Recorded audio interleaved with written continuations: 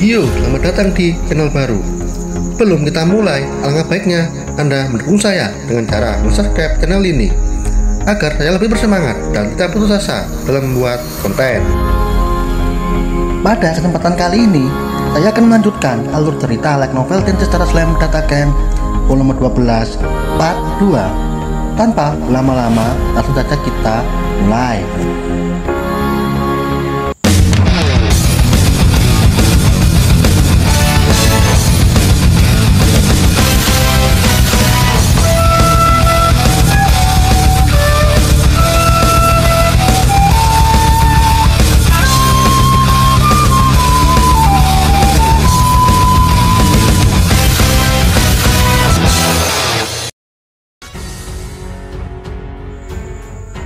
Setelah Gi melempar sihir kepada Yuki meloncat mencoba melancarkan serangan sambil berteriak, "Sihir tidak mempan kepadaku." Saat serangan Yuki hampir mencapai Gi, secara tiba-tiba Yuki menggigil lalu melompat jauh dari Gi. Melihat Lapes dan yang lainnya terancam, Yuki mencoba memadamkan api dengan menggunakan anti skillnya. Memang setiap api yang disentuhnya padam, namun Yuki masih tetap terluka. Yuki semakin bingung, seharusnya api yang sudah disentuh harusnya padam. Namun api itu menyala lagi dan malah membakar oksigen. Walaupun anti skill Yuki sangat kuat, tidak ada sihir atau racun yang mampu membunuhnya.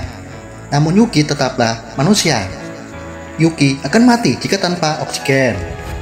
Itulah alasan kenapa Gi tidak memadamkan apinya, karena Gi sudah paham dengan anti skill Yuki. Jadi anti skill Yuki saat ini sudah bisa melawan sihir yang sudah mencapai tingkatan melawan hukum malam. Bagi Gi akan sangat mudah jika ingin membunuh Yuki, namun itu akan sangat membosankan jika langsung membunuhnya. Gi berencana membuat Yuki putus asa terlebih dahulu, lalu menyiksanya dengan pukulan.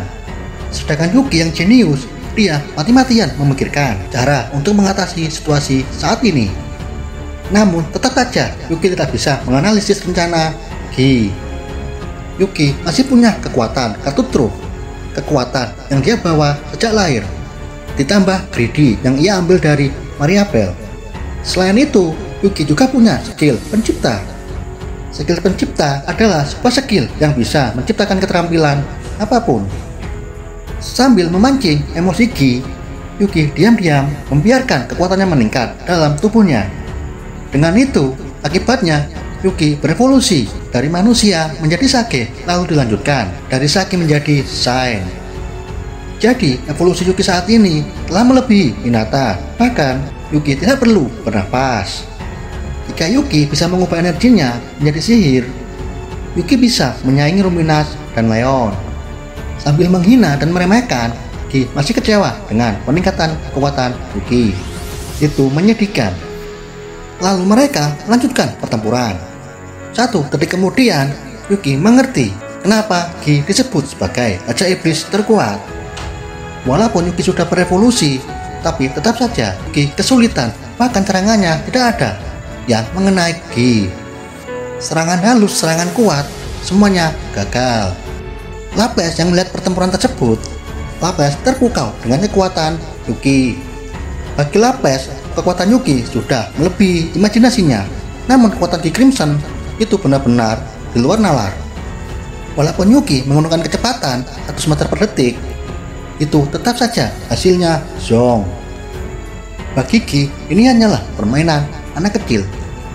Mantan Raja Iblis Kazarin dan almarhum Kaiman, mereka pernah memberitahu Yuki bahwa di antara Raja Iblis hanyalah Milim dan Gi Crimson yang terkuat.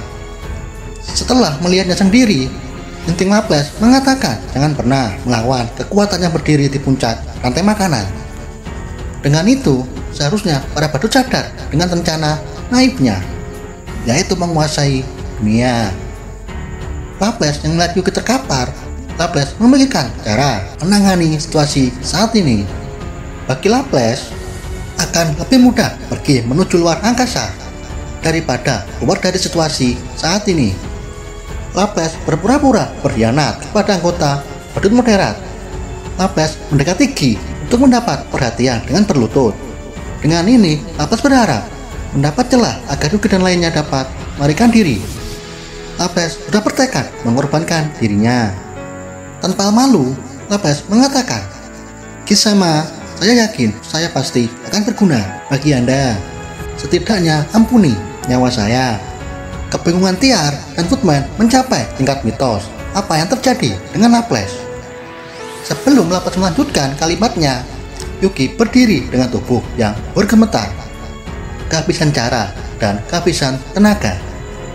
Yuki berkata, "Apa kau serius, Lapes? Kau pikir apakah aku benar-benar tak bisa diandalkan? Jangan bercanda." Yuki hatinya dipenuhi kebencian yang tak terpadamkan. Yuki sangat marah pada Lapes dan juga dirinya yang sangat lemah. Namun pada saat itu, Yuki mendengar suara misterius yang berbicara di dalam pikirannya. "Apakah kau ingin kekuatan atau bantuanku?" Yuki yang mendengar itu, Yuki bingung. Apakah itu halusinasiku? Atau karena aku sudah kelelahan? Tapi bagi Yuki, suara itu terdengar seperti nyata. Suara misterius melanjutkan dengan meminta Yuki untuk bertukar tempat agar Yuki dapat kekuatan yang terkuat untuk menguasai dunia. Namun Yuki menolak, tidak akan meminjamkan kekuatannya kepada suara aneh sepertimu. Yuki sangat berambisi mencapai tujuannya, menguasai dunia tanpa bantuan dari orang asing. Yuki mengabaikan suara tersebut, lalu meyakini bahwa Ki punya tujuan. Itu sebabnya Ki bergabung dengan pertempuran. Ki sudah bosan dengan sandiwara para badut, lalu Ki mengatakan bahwa dirinya tidak ingin Rudra mendapat kekuatan tambahan. Dengan kata lain, jika mereka para badut membantu Kekaisaran Timur, maka Ki akan membunuh mereka semua. Yuki memahami alasan kenapa Ki tidak membunuh dirinya secara langsung. Yuki memanfaatkan situasi Lapes yang mengambil resiko. Perang kecerdasan dimulai dan siapa yang paling jenius. Yuki menyibakkan poinnya. Yuki memasang senyuman di balik ketidakberdayaan. Yuki berkata, "Aku tidak menyangka kau sangat kuat. Tapi aku juga sudah tahu rencanamu. Lagi pula kau tidak akan membunuh kami." Ki berkata, "Apa yang membuatmu berpikir demikian?" Yuki melanjutkan, "Bukankah jika kau ingin membunuh kami, seharusnya kau sudah membunuh kami sejak awal?" Semua orang bingung. Tidak ada yang paham dengan percakapan ini selain Ki sendiri. Ki berkata, "Jika kau menyadari, sepertinya kau tidak butuh jawaban dariku." Yuki melanjutkan rencana selanjutnya. Yuki ingin membuat kesepakatan dengan Ki. "Jika kau mau melepaskan kami, aku akan membantumu." Ki sedikit tertarik dengan Yuki. "Jika kau ingin membantuku, jelaskan kepadaku." Yuki menjelaskan, "Tujuan kami menguasai dunia, dan kita akan sama menjadi musuh Kekaisaran Timur. Karena mengalahkan Kekaisaran Timur akan jauh lebih mudah daripada mengalahkanmu." Para badut bingung. Mereka tidak bisa mencerna penjelasan Yuki apa yang Yuki rencanakan dalam situasi seperti ini. Satu-satunya harapan Lapes melarikan diri telah dikacaukan oleh Yuki. Lapes berkeringat deras, Lapes ketakutan. Namun Lapes sedikit pintar dari keduanya. Pada saat itu juga Lapes menemukan sedikit titik kecerahan saat melihat ekspresi Ki yang menikmati percakapan ini. Dan anehnya, kenapa Ki tersenyum? Ki bertanya, "Apakah kau masih berniat melawanku?"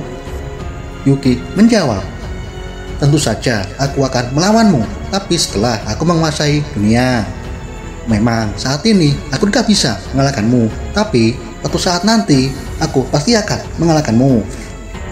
Dan tunggulah saat dimana aku akan melampauimu." Jadi Yuki berpikir, jika Yuki menunjukkan kelemahannya di hadapan Ki, mungkin Ki akan kehilangan minat. Yuki melanjutkan, "Aku akan bergabung dengan Kekaisaran Timur. Tapi aku tidak punya niat untuk menjadi abdi Kekaisaran. Melainkan aku akan menghancurkan Kekaisaran dari dalam." Ki menatap tajam ke arah Yuki, lalu berkata, "Begitu rupanya. Jadi kau akan meminjam kekuatan Kekaisaran Timur setelah rencanamu berhasil. Mungkin setelah itu, tujuanmu bisa saja akan berbeda. menggunakan kekuatan kekaisaran timur untuk menghancurkan Leon, mungkin juga Rimuru. Yuki mulai tertekan. Yuki tidak tahu apa hubungan Gi dengan Leon. Bahkan Yuki tidak bisa menjawab pernyataan Gi. Namun walaupun demikian, Yuki tetap saja mengungkap ambisinya mendominasi dunia dan akan mengalahkan Raja Iblis terkuat Gi Crimson. Setelah itu, tanpa disangka-sangka, para badut bernapas lega setelah mendapat jackpot. Bagi Gi, itu usulan yang sangat menarik dan sangat berani. Gi memutuskan membiarkan mereka pergi dari sini. Sedangkan Pandan Mizari yang tidak bisa membantah keputusan tuannya, mereka juga memutuskan membiarkan para badut pergi dari sini. Walaupun para badut selamat, tapi tetap saja mereka tidak tahu apa tujuan Gi yang sebenarnya. Sebelum para badut melarikan diri, Gi memberi kata-kata terakhirnya. Kalian jangan berharap. Aku akan memberi belas kasihan jika kita bertemu lagi. Gi dan bawahannya pun menghilang dari TKP. Para badut yang selamat, para badut telah sampai di kediamannya. Mengingat para Raja Iblis sedang sibuk melawan Klonoa dan Gembel, Yuki berpikir yang terbaik, yaitu melarikan diri dari sini secepat mungkin. Laples memuji Yuki. Bos, kau luar biasa. Kau berani melakukan sesuatu di hadapan Raja Iblis terkuat Gi Crimson. Dia benar-benar mengerikan. Tiar menambahkan, entah bagaimana kita bisa selamat. Aku kira kita akan mati. Yuki yang hampir mati, Yuki tidak menerima keluhan dari mereka. Yuki berbaring lalu menutup matanya. Kakali yang tidak tahu apa-apa, Kakali meminta Laples untuk menjelaskannya. Dan kita lanjut di video selanjutnya. Terima kasih sudah menonton.